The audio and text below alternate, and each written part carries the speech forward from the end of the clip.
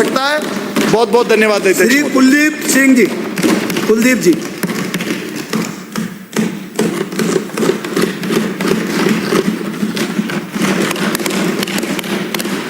माननीय सभापति महोदय, आपने मुझे मांग संख्या 26 युवा मामले एवं खेल एवं मांग संख्या 56 उद्योग पर बोलने का अवसर प्रदान किया है, उसके लिए मैं बहुत बहुत आपका आभारी हूँ। महोदय, कुछ पंक्तियों से अपनी बात को प्रारंभ करूँगा।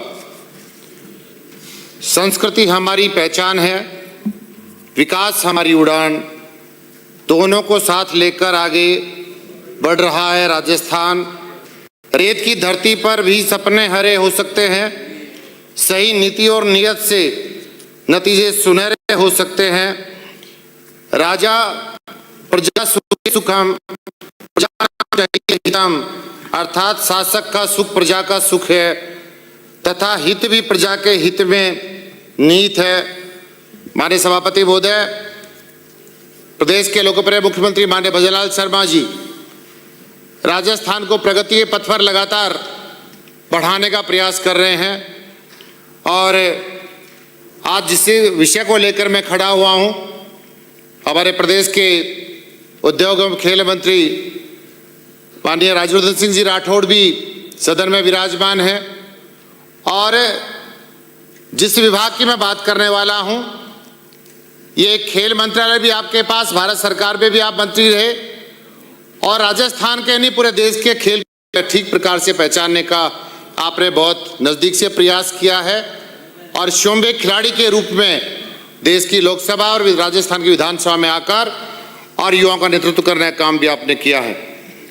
महोदय, मैं प्रारंभ करता हूं मांग संख्या 56 से और प्रदेश के माननीय मुख्यमंत्री महोदय ने जिस प्रकार से राजस्थान के विकास की कल्पना की है, उस विकास पर मैं चर्चा करना चाहूँगा। हमने सबसे पहले विचार किया राजस्थान में उद्योग कैसे स्थापित हो सकता है और उस उद्योग को आगे बढ़ाने के लिए रैंजिंग राजस्थान के रूप में हमने यहाँ एक कॉन्फ्रेंस करी, एक बड़ा कार्यक्रम आज जयपुर में किया। मुझे ध्यान आता है 9/11/2024 को सीतापुरा में ये हमारा कार्यक्रम संपन्न हुआ था और मुझे इस बात के लिए बड़ी खुशी और फख्र के साथ मैं कह सकता हूँ पूरे दुनिया के 32 कंट्रीज ने इस कार्यक्रम में भाग लिया। 16 देश ऐसे थे जिन्होंने एक पार्टनर के रूप में अपनी सहभागिता निभाने का काम किया और पूरे देश विदेश के 147 ऐसे एग्जीबिटर्स थे जिनकी संख्या 32,000 से अधिक डेलीगेट्स की रही और जिनके सामने हमारी सरकार ने अपने सरकार का पूरा विजन रखा और हमने जो मैनिफेस्टो में जितनी बार हमने जो बातें कही, लगभग हमने उस सारे मैनिफेस्टो की बातों को, उस लक्ष्य को पूरा करने का प्रयास एक अच्छा किया। महोदय, राजस्थान में ये ग्लोबल इन्वेस्टमेंट जो हुई उसमें 35 लाख करोड़ के MOU हमारी सरकार ने किए। अब मुझे समझ में नहीं आता, ये विपक्ष के लोग जब इधर बैठा करते थे तब तो वाई वाई की बातें करते थे, अब राजस्थान की जनता ने इनको इस विधानसभा के दाहिनी ओर बिठा दिया और विपक्ष की भूमिका में आ गए तो इनको सारे विकास की ये याद कराते हैं। अभी एक हमारे बहुत ही वरिष्ठ सदस्य अभी खेल मंत्रालय पे चर्चा कर रहे थे, अभी कई विषय आपने रखे, लेकिन मुझे वो समय भी उनका याद आता है जब वो श्रम खेल मंत्री थे, तब अपनी सरकार से वो किस प्रकार से कितने दिनों तक नाराज रहे और अपने घर बैठ गए थे। लेकिन कोई बात नहीं, आज जो नौजवान की बात कर तो रहे हैं, मैं आपको बहुत बहुत साधुवाद देता हूं। महोदय, मैं निवेदन करूंगा, राजस्थान राज्य में गैर कृषि क्षेत्र विनिर्माण में, सेवा व्यापार में, विकास में अनुसूचित जाति एवं अनुसूचित जनजाति वर्गों की प्रभावी भागीदारी सुनिश्चित करने के उद्देश्य से हमारी सरकार ने डॉक्टर भीमराव अंबेडकर राजस्थान दलित आदिवासी उद्यम प्रोत्साहन योजना अंतर्गत 2 वर्षों में 2510 आवेदकों को ऋण स्वीकृत तथा 2356 आवेदकों को 677 करोड़ रुपए का ऋण वितरित करने का काम किया है।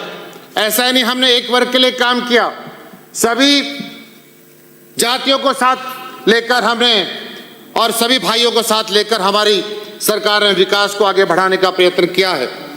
महोदय, राज्य से निर्यात की मात्रा वर्ष 2029 तक 1.50 लाख करोड़ प्रति वर्ष तक किए जाने हमारी सरकार का एक ये प्राथमिकता है और इस प्रस्ताव को हम आगे लेकर चल रहे हैं। राज्य में निर्यातकों को अन्य राज्यों की तुलना में प्रतिस्पर्धा का सामना करने में सक्षम बनाने तथा विश्व में नए बाजारों तक पहुंच बनाने की दृष्टि से राजस्थान एक्सपोर्ट प्रमोशन पॉलिसी अधिसूचित हमारी सरकार की ओर से की गई है। मैं बहुत बहुत धन्यवाद देना चाहता हूं राजस्थान के यशस्वी नेता और राजस्थान के जनसेवक भजन लाल जी को कि जो कहते हैं उस बात को वो करते हैं और उस बात को जमीन पर लाने का हमेशा प्रयास करते हैं। महोदय, मैं निवेदन करना चाहता हूं राजस्थान के ऐसे ऐसे हमारे जो छोटे, चाहे वो शिल्पकार हों, चाहे वो मजदूर भाई हों, उन तमाम भाइयों को जो हाथ से अपने मजदूरी का काम करते हैं और राजस्थान की पहचान पूरे देश और दुनिया बनाने का काम करते हैं, ऐसे भाइयों को साथ लेने का और उनका विकास करने का हमारी सरकार ने प्रयास किया है। महोदय, मैं कहना चाहता हूं अधिक उनको दस्तकारों को, शिल्पकारों को और अधिक संबल कैसे प्रदान हमारी सरकार कर सकती है। हमने पीएम विश्वकर्मा योजना के अंतर्गत मूर्तिकार जो हमारे भाई हैं, जो मटका कच्चे मिट्टी का जो काम करते हैं और जिनकी पहचान राजस्थान में नहीं, जो हमारे प्रजापति समाज के, कुमार समाज के भाई हैं, अपने छोटे छोटे ऐसे जो संसाधन उनके पास कम होने के बावजूद भी अपने शिल्पकार होने का एक स्वाभिमान के साथ पूरे देश और दुनिया में पहचान जिन्होंने कायम करी है, चाहे वो राज मिस्त्री हों, ऐसे सब भाइयों को उनको कैसे काम मिल सकता है।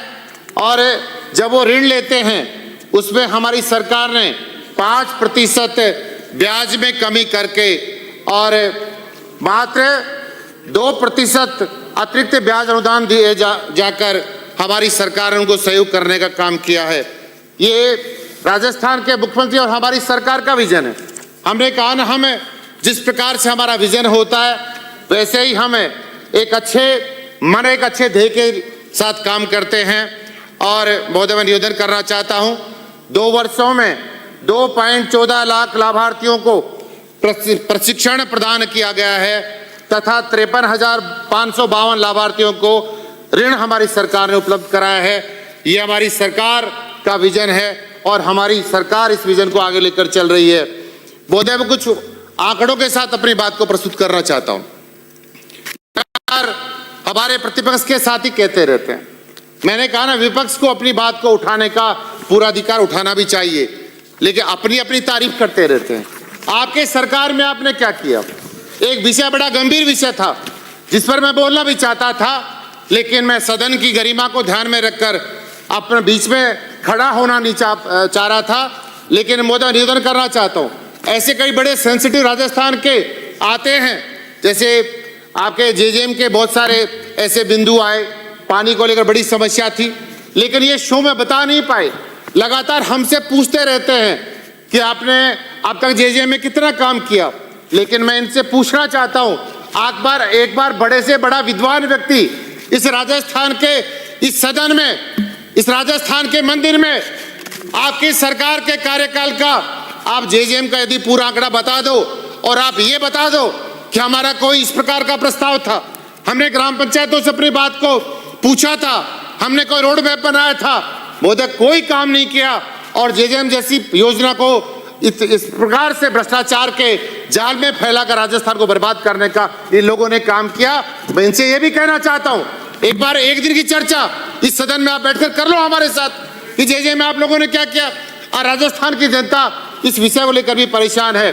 और मैं नेता प्रतिपक्ष को सुन रहा था, इन्होंने कहा कि 5 साल बनाम 2 साल। हम सीना ठोकर कहते हैं, हम आंकड़ों के साथ आते हैं। जब आंकड़ों की बात करते हैं तब उसको मायाजाल बताते हैं। एक बात कहना चाहता हूं, जो मैं डॉक्यूमेंट लेकर आया हूं और आप भी जो डॉक्यूमेंट लेकर आते हैं उनको टेबल कर दीजिए। ये बता दो कि हमारी सरकार में हमने 2 साल में ये काम किया और हम कहते हैं हमारी सरकार ने 2 साल में इस विभाग में ये काम किया है, और उस आंकड़े की जांच करवा लो, पता लग जाएगा आपकी कथनी और करने में कितना अंतर है। ये राजस्थान के मुख्यमंत्री भजनलाल शर्मा है जो कहते हैं सो करते हैं, और हमारी सरकार असत्य का सहारा लेने का कोई भी प्रयास नहीं करती। ये काम तो आप लोगों का है।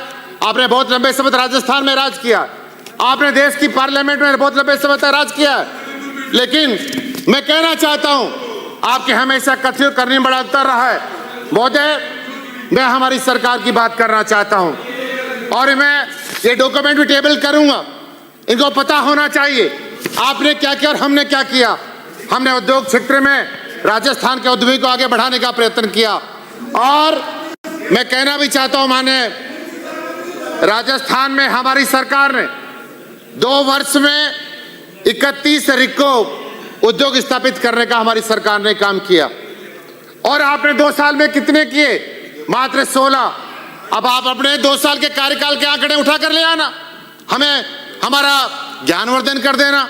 क्या आपने वास्तव में ज्यादा किया तो हमें बता देना, अपने आप को ठीक कर लेंगे।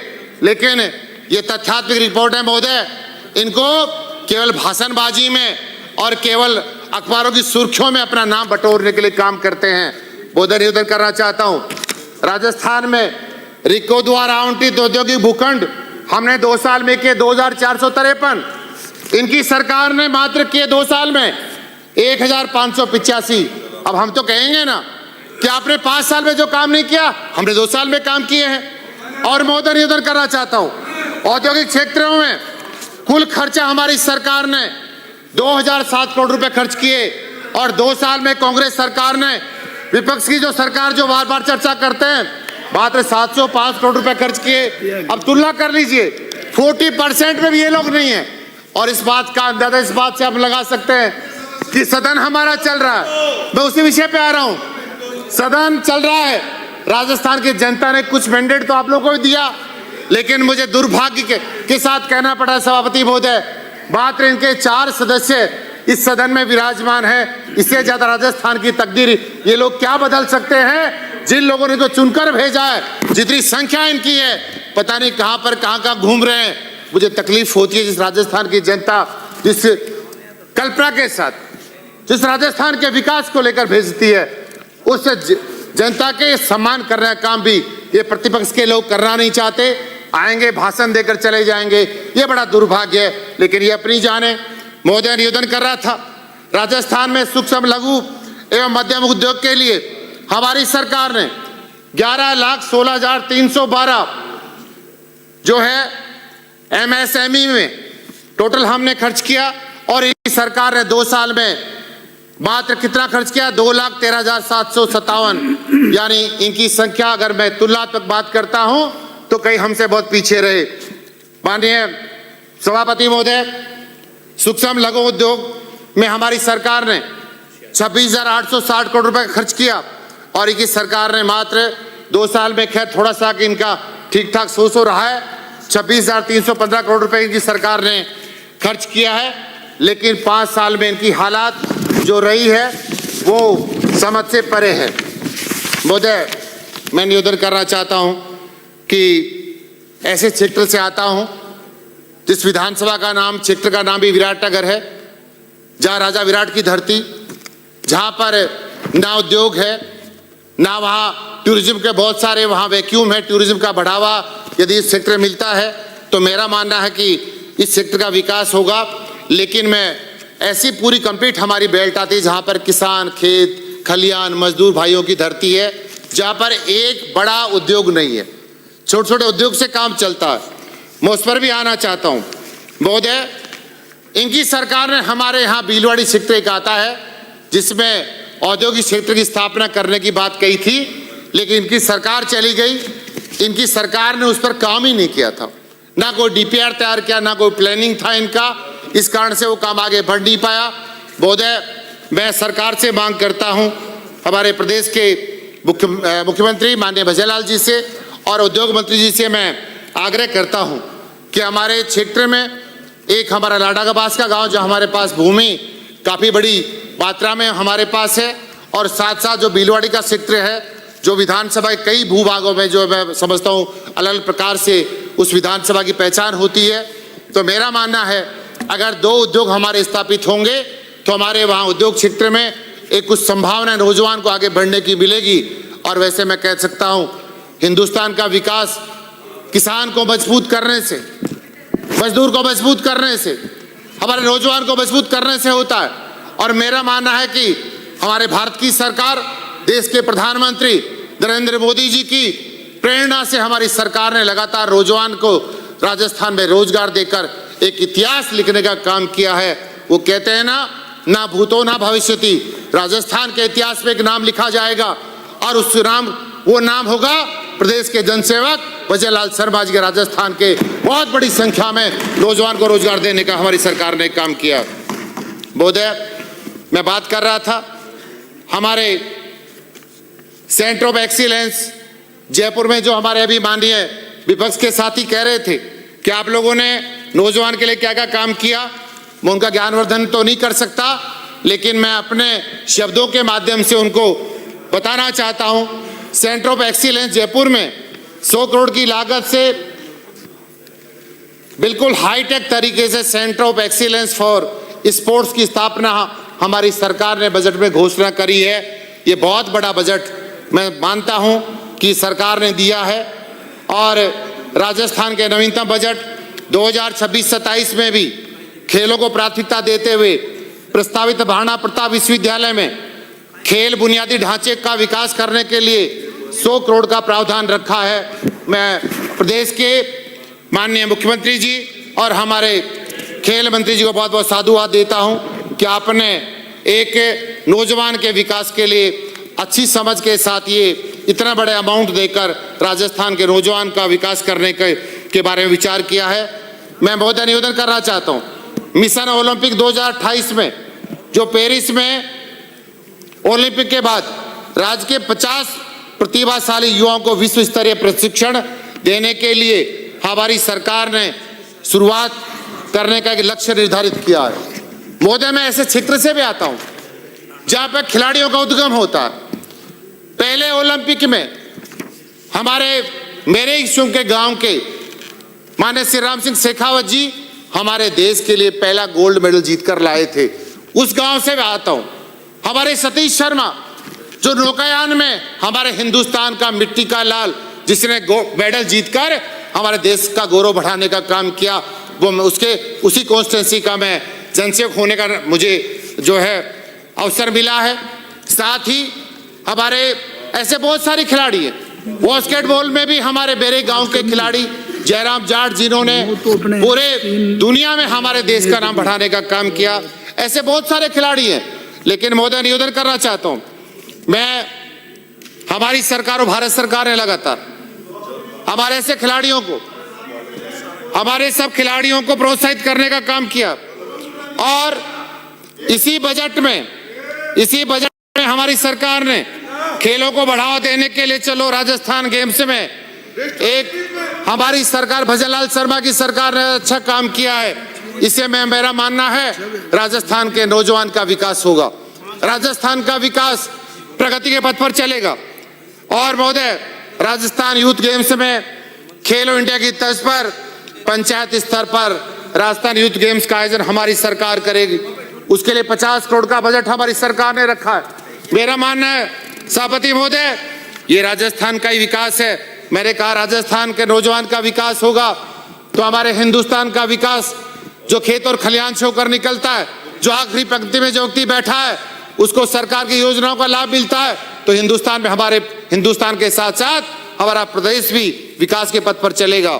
महोदय, मैं कुछ विषयों पर चर्चा जरूर करना चाहूंगा। मुझे कुछ विषय ऐसे ध्यान में आते हैं। और मैं जो नौजवानों की यूनिवर्सिटी है, राजस्थान कैपिटल की हमारी यूनिवर्सिटी है, उसे सिंडिकेट का मेंबर होने के नाते, स्पोर्ट्स बोर्ड चेयरपर्सन होने के नाते भी कई बार जाने का मुझे अवसर मिलता रहता है। मैं राजस्थान विश्वविद्यालय की बात महोदय करना चाहूंगा, क्योंकि इस विश्वविद्यालय के नीचे 3 जिले आते हैं। पहले 2 जिले थे, जयपुर और दौसा। अभी एक जिला अलग से बन गया, कोटपुतली बहरोड। 3 जिले इसमें आते हैं। और 3 जिलों में लगभग हमारे यहाँ ऐसे 574 कॉलेज एफिलिएशन के लिए हमारे यहाँ निमंत्रित हुए। और इतने सारे कॉलेज जिनकी संख्या लगभग 6 लाख के आसपास है। और राजस्थान विश्वविद्यालय में जितने हमारे कॉलेज है सरकार के, उसकी संख्या लगभग 25,000 है। और मैं उनके बारे में निवेदन करना चाहता हूं कि यहां पर बहुत ज्यादा वैक्यूम है।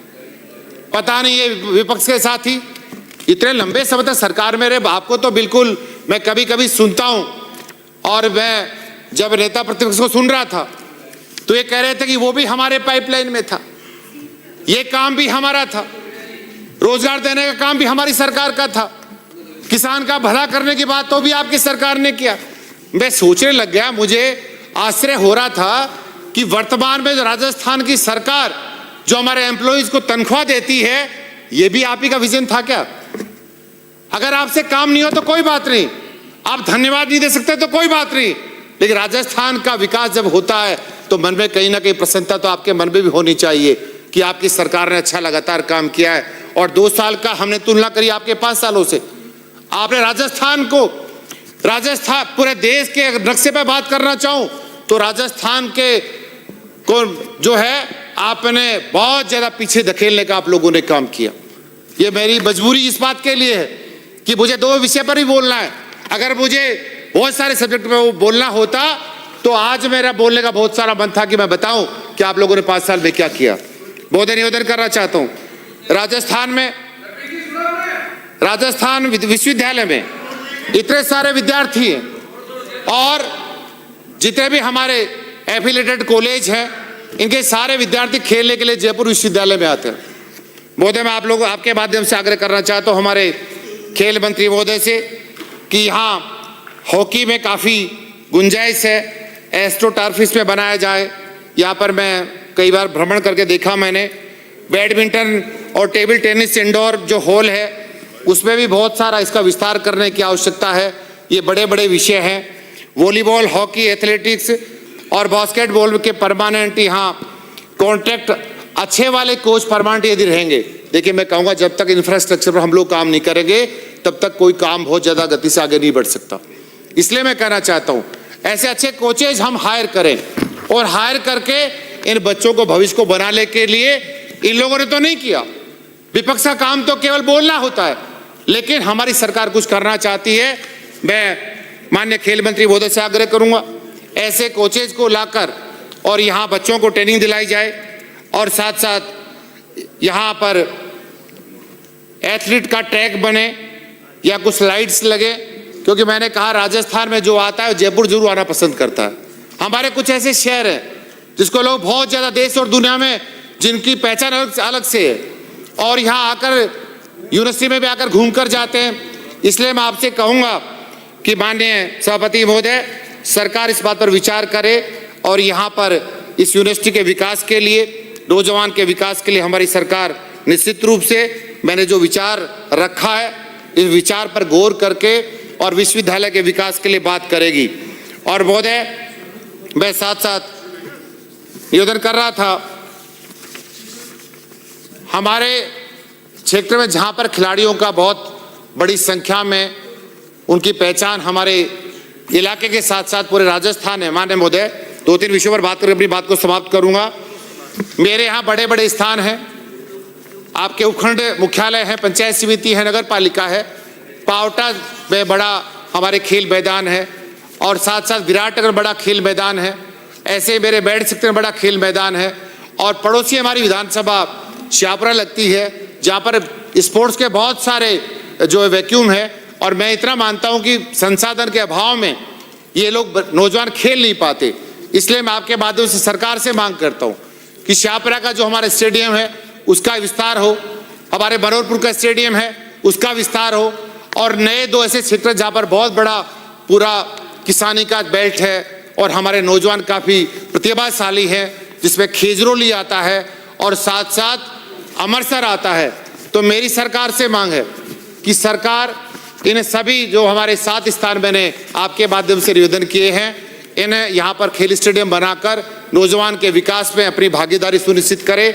और साथ ही एक जिक्र मैं और करना चाहता हूँ महोदय, मैंने कहा किसान का बेटा हूँ और खेत और खलिहान में रहने वाले लोग हैं और जब मेरे पिताजी को मैंने हमेशा खेत में काम करते देखा तो मन में कई पीड़ा भी होती थी कि पिताजी दिन रात खेत में काम करते हैं, और अब मुझे भी कभी कभी काम करने के लिए बचपन में उनके साथ में अवसर मिलता था।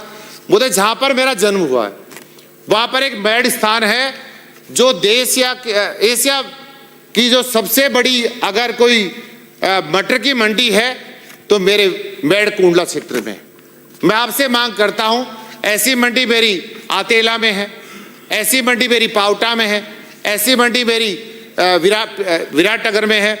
यहाँ पर अगर किसानों से संबंधित, सब्जियों से संबंधित हमारे ऐसे कोई प्लांट लग जाएंगे अगर, तो मेरा मानना है कि सीधा किसान को उन प्लांटों में जाकर जो प्रोसेसिंग प्लांट होते हैं उनके लगने से हमारे किसान को लाभ मिलेगा।